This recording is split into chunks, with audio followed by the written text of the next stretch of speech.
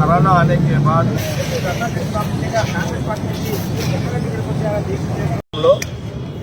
విద్యా పట్ల ఎడ్యుకేషన్ పట్ల ఈ యొక్క రాష్ట్ర ప్రభుత్వము నిద్రలో ఉన్నట్టుగా భావిస్తున్నాము. ఎందుకంటే ఈ రాష్ట్రంలో కరోనా రావడంతో, దేశంలో కానీ రాష్ట్రంలో కరోనా రావడంతో చదువు అనేక వ్యాపార సంస్థలు కానీ అన్ని కూడా నష్టపోయినాయి. దాంతోపాటు ఎడ్యుకేషన్ కూడా చాలా నష్టంలో విద్యార్థులు నష్టపోతున్నారు. ఇంకెవరినో బాధ్యులను మేము చేస్తలేము. కానీ గత 2 ఏళ్ల కిందట ఇదే రకంగా తెలంగాణ రాష్ట్రంలో విద్యార్థులు అనేక మంది ఫెయిల్ అయిపోయిన సందర్భంలో ప్రభుత్వం యొక్క నిర్లక్ష్యంతో అనేక మంది విద్యార్థులు స్టూడెంట్స్ మరి చనిపోవడం జరిగింది. అది ఈసారి కూడా ఇంటర్మీడియట్ విద్యార్థులు మరి చాలా మంది కూడా చనిపోవడం జరుగుతున్నది. కానీ ప్రభుత్వము అంటే మన ఇంటర్మీడియట్ సంబంధించిన విద్యార్థులు తెలంగాణ రాష్ట్రంలో 4,50,000 మంది స్టూడెంట్స్ ఎగ్జామ్స్ రాయడం జరిగింది. అందులో దాదాపు మరి 2,35,000 మంది స్టూడెంట్స్ ఫెయిల్ కావడం జరిగింది. మేమేమడుగుతున్నామంటే గత కొన్ని రోజులుగా విద్యార్థులు చనిపోతున్నారు. అనేక రాష్ట్రాలు ఫెయిల్ అయిన వాళ్ళని కూడా పాస్ చేయడం జరిగింది. మరి నేను కన్సల్ట్ మినిస్టర్ సబితా ఇంద్రారెడ్డి గారు కూడా ఏమడుగుతున్నారంటే, ఎందుకు మీరు ప్రభుత్వ పరంగా ఈ తక్కువ మార్కులతో ఎవరైతే ఫెయిల్ అయ్యారో వాళ్ళ మిగతా రాష్ట్రాలలో ముందు జాగ్రత్త చర్యలో వాళ్ళందరూ కూడా విద్యార్థులని మరి పాస్ చేయడం జరిగింది. స్టూడెంట్స్ ఇంటర్మీడియట్ స్టూడెంట్స్ పాస్ చేయడం జరిగింది. తెలంగాణ రాష్ట్ర ప్రభుత్వము ఎందుకు పాస్ చేయలేకపోయింది, విద్యార్థులు చనిపోతున్నా ఎందుకు దీని మీద శ్రద్ధ వహిస్తలేదు అనేది గత కొన్ని రోజులుగా ఎన్ఐసిఓ పరంగా కూడా అనేక ఉద్యమాలు చేయడం జరుగుతున్నాయి. దాదాపు మొన్న కూడా 5,000-6,000 స్టూడెంట్స్ బోర్డ్ ఆఫ్ ఇంటర్మీడియట్ దగ్గర వచ్చి నిరసన తెలియడం జరుగుతుంది. ప్రధానంగా నేను ఏమంటున్నానంటే, ఈ ప్రైవేటు కార్పొరేట్ కాలేజీలలో రిజల్ట్ వచ్చింది.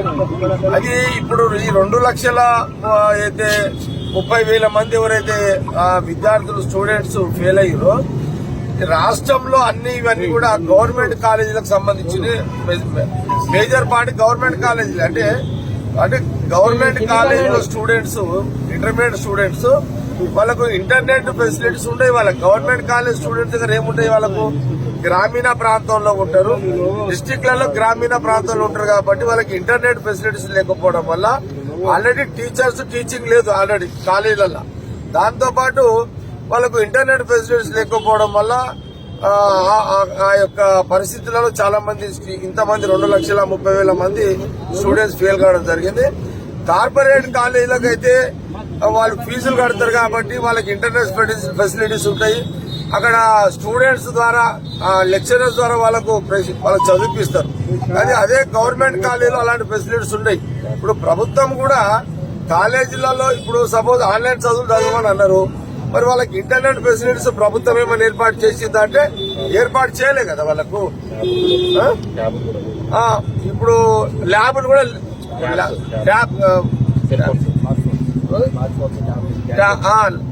ఇప్పుడు ఫోన్స్ కూడా ఉండే వాళ్ళ దగ్గర, వాళ్ళ దగ్గర ఎలాంటి ఫెసిలిటీస్ ఉండే వాళ్ళ దగ్గర.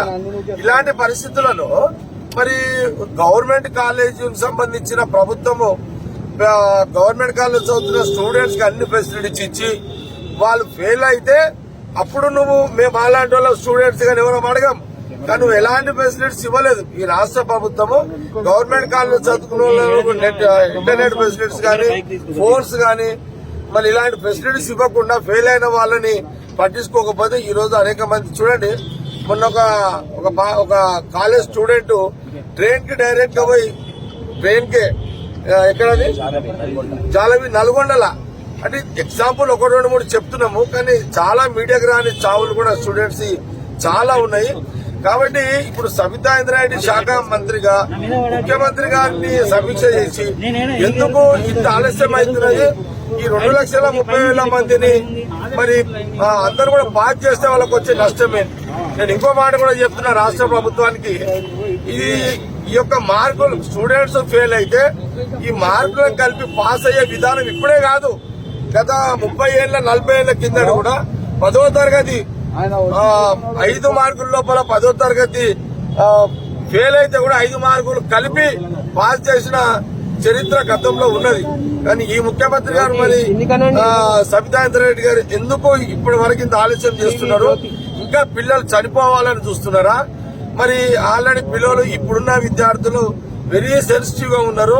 1 మార్కు 2 మార్కులు 4 మార్కులు తక్కువ వచ్చినా సరే సూసైడ్ చేసుకుంటున్నారు. కాబట్టి పిల్లలను కూడా సూసైడ్ చేసుకోవద్దని నేను మీడియా ద్వారా అప్పీల్ చేస్తున్నాను. తక్షణమే నిన్న కూడా ప్రెస్ మీట్ లో చెప్పినాం, 12 గంటల లోపల తప్పకుండా రాష్ట్ర ప్రభుత్వం, రాష్ట్ర ముఖ్యమంత్రి గారు త్వరగా ఈ 2,30,000 చిల్లర ఎవరైతే కాలేజ్ విద్యార్థులు ఫెయిల్ అయ్యారో వాళ్ళందరూ కూడా పాస్ చేయాలని మేము కాంగ్రెస్ పార్టీ పక్షాన, ఎన్వైసీ కాంగ్రెస్ పార్టీ పక్షాన డిమాండ్ చేస్తున్నాం. అందులో భాగంగానే ఈ రోజు 3 గంటలు ఇక్కడ బోర్డ్ ఆఫ్ ఇంటర్మీడియట్ దగ్గర విద్యార్థుల పక్షాన, రాష్ట్రంలో ఉన్న అన్ని ఫెయిల్ అయిన విద్యార్థుల పక్షాన, స్టూడెంట్స్ పక్షాన ఈ రోజు ఇక్కడ ఈ దీక్షా కార్యక్రమాన్ని మరి ఇక్కడ చేయడం జరుగుతున్నది. ఇది ప్రభుత్వము కొన్ని గంటల్లో నిర్ణయాలు తీసుకొని పాస్ చేస్తే అది ప్రభుత్వానికి కూడా మంచి పేరు ఉంటుంది. ఈ ఆలస్యం తగదు, ఆలస్యం కూడా చేయరాదు. రోజు ఇప్పుడు నిన్న కూడా ఒక స్టూడెంట్ చనిపోయింది, మళ్ళా నందిని అనే ఒక స్టూడెంట్ కూడా చనిపోయింది ఆదిలాబాద్ లో. కాబట్టి ఇట్లా రోజుకొకరో ఇద్దరు అక్కడక్కడ చనిపోతున్నారు. ఈ చావుల తెలంగాణ, విద్యార్థి చావుల తెలంగాణ అని ఒక పేరు, చెడ్డ పేరు ఈ రాష్ట్ర ప్రభుత్వం తెచ్చుకోవద్దు. ఇది మంచి పద్ధతి కాదు అని నేను రాష్ట్ర ముఖ్యమంత్రి గారిని బోర్డ్ ఆఫ్ ఇంటర్మీడియట్ దగ్గర నుంచి ఈ దీక్షా కార్యక్రమం అందరు యావత్ 2,30,000 మందిని ఇమ్మీడియట్లీ ఇంటర్వ్యూషన్ పాస్ చేయాలని ప్రధానమైన డిమాండ్ చేయడం జరుగుతున్నది.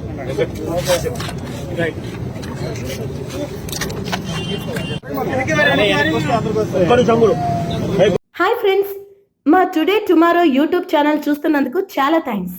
మరిన్ని లేటెస్ట్ వీడియోస్ కోసం వెంటనే సబ్స్క్రైబ్ చేయండి. అలాగే ఈ బెల్ ని కూడా రింగ్ చేసేయండి. మా నోటిఫికేషన్స్ అన్ని మీ మొబైల్లో వస్తాయి. అలాగే మా వీడియోస్ మీకు నచ్చితే లైక్ చేయండి, షేర్ చేయండి, నచ్చకపోతే కామెంట్ చేయండి.